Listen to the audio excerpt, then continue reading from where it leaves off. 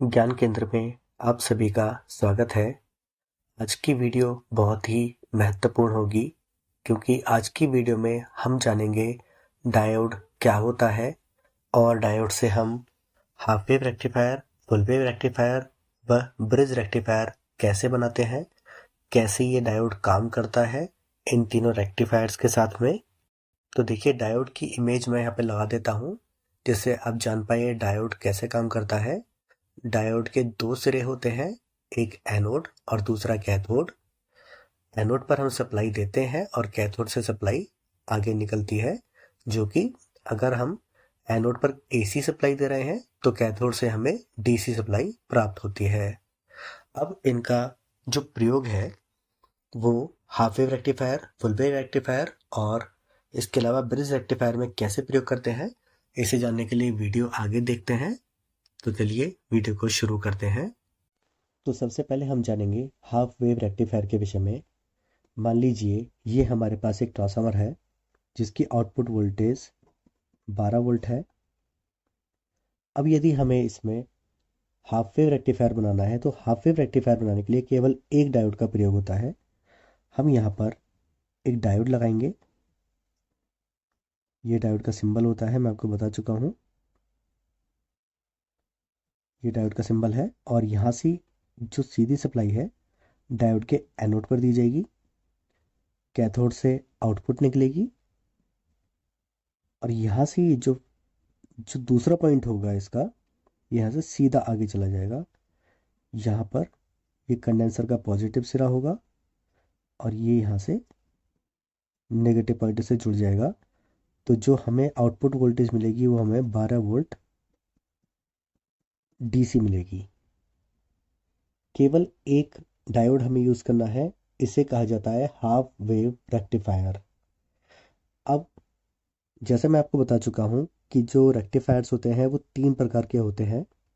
मैं आपको रिपीट कर देता हूँ: half wave rectifier, full wave rectifier और ब्रिज रेक्टिफायर। तो हाफ वेव रेक्टिफायर के बाद हम जानेंगे पहले ब्रिज रेक्टिफायर के बारे में। अब यदि यही ट्रांसफार्मर हमारे पास यहाँ पर भी उपलब्ध है और हम इसमें ब्रिज रेक्टिफायर बनाते हैं तो वो कैसे बनाएंगे ये हम देख लेते हैं। ब्रिज रेक्टिफायर के लिए, क्योंकि इसके नाम से ही पता चल रहा है कि ब्रिज, तो हमें इसमें चार डायोड का ब्रिज बनाना पड़ेगा। इसको हम कैसे बनाएंगे? एक डायोड हम इस तरह से लगाएंगे आगे, इसके आगे एक डायोड और हम इस तरह से लगाएंगे। इनको आपस में एनोड और कैथोड को जोड़ देंगे। इसके बाद एक डायोड और हम लगाएंगे यहाँ पर और इस प्रकार से एक और डायोड आगे इसमें जोड़ देंगे। ये चार डायोड हमने यूज़ किए हैं और जो आगे वाले डायोड हैं इन दोनों के आगे के पॉइंट्स हम जोड़ देंगे और जो पीछे वाले डायोड हैं इन दोनों के पॉइंट्स हम यहाँ पे जोड़ देंगे। तो ये बन गया ब्रिज। ये जो हम ब्रिज बनाते हैं इसको इसी वजह से ब्रिज रेक्टिफायर कहा जाता है। अब जो ट्रांसफार्मर की 0 से 12 वोल्ट की हमें आउटपुट मिल रही है, 12 वोल्ट की आउटपुट मिल रही है, तो इसको हम ला करके यहाँ पर जोड़ेंगे और दूसरे पॉइंट को ला करके हम यहाँ पर जोड़ेंगे। अब ये जो पॉइंट होगा ये पॉजिटिव होगा और ये जो पॉइंट हमारा निकला हुआ है ये नेगेटिव होगा। यहाँ पर हम एक कंडेंसर लगाएंगे पॉजिटिव और ये लगेगा नेगेटिव। तो इस प्रकार से हमारा बन गया ब्रिज रेक्टिफायर। बहुत ही सिंपल डायग्राम है। आप कोई भी इसको, जो भी थोड़ा बहुत इलेक्ट्रॉनिक्स की नॉलेज रखते हैं वो इसको बना सकते हैं, इसको कोई भी प्रॉब्लम नहीं है। हाफ वेव रेक्टिफायर बना लीजिए या आप ब्रिज रेक्टिफायर बना लीजिए। अब फुल वेव रेक्टिफायर।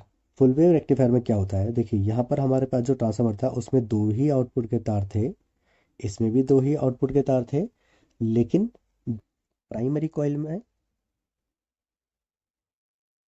बिल्कुल वही, लेकिन जो सेकेंडरी कॉइल है, जो ये सेकेंडरी कॉइल है जहाँ से हमें आउटपुट मिल रही है, वहाँ पर क्या होता है, इस तरह से ये और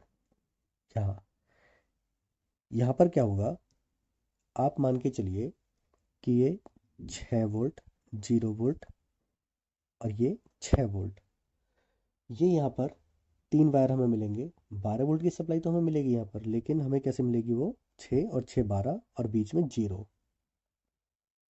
अब हम इसमें क्या कर सकते हैं, हम इसमें 6 वोल्ट की सप्लाई ले सकते हैं, इसको खाली छोड़ देंगे, या फिर हम 12 वोल्ट की सप्लाई ले सकते हैं इसमें।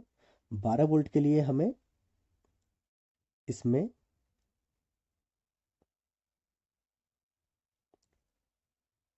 या तो हम यहाँ से लेकर के यहाँ तक 12 वोल्ट के लिए ब्रिज रेक्टिफायर भी बना सकते हैं और हाफ वेव रेक्टिफायर भी बना सकते हैं। अब यदि हमें इसमें 6 वोल्ट की सप्लाई की आउटपुट लेनी है तो हम क्या करेंगे, एक डायोड हम यहाँ लगाएंगे, एक डायोड हम यहाँ लगाएंगे। इन दोनों के जो आगे के पॉइंट्स हैं इनको हम आपस में जोड़ देंगे। इस वाले पॉइंट को हम यहाँ पर देंगे, यहाँ पर जोड़ देंगे एनोड पर। इस वाले पॉइंट को हम यहाँ जोड़ देंगे। अब इसके बाद जो ये बीच वाला पॉइंट बचता है, इस वाले पॉइंट को हम लेके आएंगे और ये पॉइंट हमारा हो जाएगा नेगेटिव पॉइंट। और ये जो पॉजिटिव पॉइंट है, यहाँ पर हम एक कंडेंसर लगाएंगे, ये पॉजिटिव होगा और ये नेगेटिव हमारा पॉइंट हो जाएगा। यहाँ पर हमने हाफ वेव रेक्टिफायर बनाया। जो फुल वेव रेक्टिफायर है, फुल वेव रेक्टिफायर में क्योंकि हमने 2 डायोड यूज़ किए हैं, तो 2 डायोड यूज़ करने के बाद हमें यहाँ पे 6 वोल्ट की आउटपुट मिलती है। यदि हम चाहें तो इससे हम 12 वोल्ट भी आउटपुट ले सकते हैं। फुल वेव रेक्टिफायर हम यूज़ कर रहे हैं, 2 डायोड हमने यूज़ किए हैं।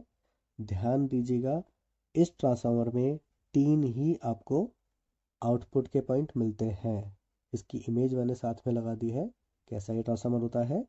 तो इसमें हम फुल वेव रेक्टिफायर यूज़ कर रहे हैं, तो फुल वेव में 2 डायोड लगा करके हम यहाँ पे 6 वोल्ट ले सकते हैं। या फिर अगर मान लीजिए हमारे पास यही ट्रांसफार्मर है और हमें इसे 12 वोल्ट की आउटपुट अगर चाहिए, तो हम क्या करेंगे, यहाँ पर हम यहाँ पर सिंपली एक, या तो हम ब्रिज रेक्टिफायर भी बना सकते हैं या फिर हम एक हाफ वेव रेक्टिफायर भी बना सकते हैं। तो ये और ये पॉइंट हम सीधा ले लेंगे, इसको हम छोड़ देंगे, इसको हम यूज़ नहीं करेंगे यहाँ पर। और यहाँ पर हम एक कंडेंसर लगाएंगे, ये हमारा पॉजिटिव हो जाएगा, ये हमारा नेगेटिव हो जाएगा और आउटपुट जो है वो हमें 12 वोल्ट मिल जाएगी। बीच वाले पॉइंट का कोई यूज़ नहीं रहेगा। इसी तरह से हमने यहाँ पर देखा, यहाँ पर 2 ही पॉइंट है आउटपुट में, तो इसमें हमने क्या किया है, हमने इसमें हाफ वेव रेक्टिफायर बनाया है, यहाँ पर हमने फुल वेव रेक्टिफायर बनाया है, यहाँ पर हमने ब्रिज रेक्टिफायर बनाया है। तो ये होता है डायोड का पूरा काम। इसके अलावा भी डायोड के कई काम होते हैं, उसके बारे में वीडियो आगे बनाएंगे कि आप डायोड के थ्रू बैटरी को कैसे प्रोटेक्ट कर सकते हैं और चार्जिंग इंडिकेशन डायोड के थ्रू आप कैसे दिखा सकते हैं बैटरी में, जबकि बैटरी से वापस सप्लाई चार्जर की तरफ न जाए। आशा करता हूँ आप सभी को वीडियो बहुत अच्छी लगी होगी। वीडियो अच्छी लगी हो तो वीडियो को लाइक करें, वीडियो को शेयर करें, चैनल को सब्सक्राइब करें। आप सभी का धन्यवाद।